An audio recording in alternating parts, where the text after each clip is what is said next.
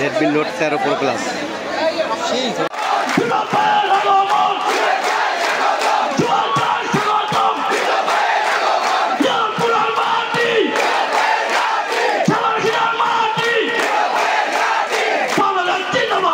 ছাত্রদলের সাবেক সভাপতি ইয়ারপুর ইউনিয়ন ছাত্রদলের কৃতি সন্তান মোহাম্মদ আবুল হোসেন মুন্সি ভাই আমাদের মাঝে উপস্থিত হয়েছেন, তাকে আন্তরিক ধন্যবাদ জানাচ্ছি।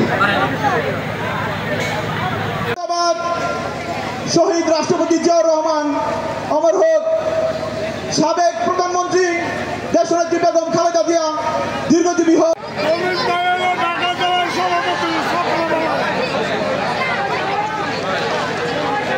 সমর্থক যাচাই করব আপনি স্টেজে আসন গ্রহণ করার পর আমরা কিন্তু নাম ধরে বলবো যে আপনি প্রার্থী, আপনার সাথে কত লোক আছে, সবাই দাঁড়াবেন।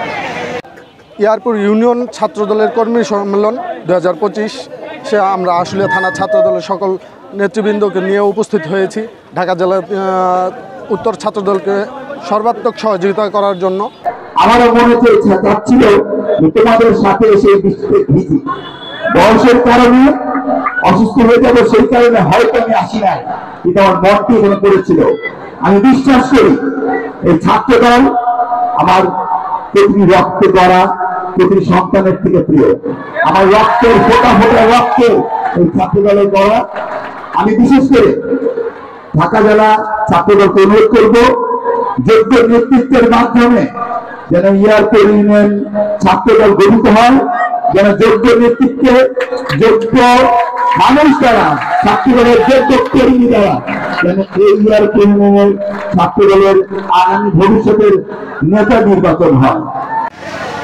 আগামী রাষ্ট্রনায়ক আমাদের সাংগঠনিক অভিভাবক জনাব তারেক রহমান প্রায়শই বলে থাকেন যে আগামীর যে নির্বাচন হবে এই নির্বাচনটি বিএনপি নেতাকর্মীদের জন্য এবং বাংলাদেশের জনগণের জন্য খুবই কঠিন এবং গুরুত্বপূর্ণ একটি নির্বাচন।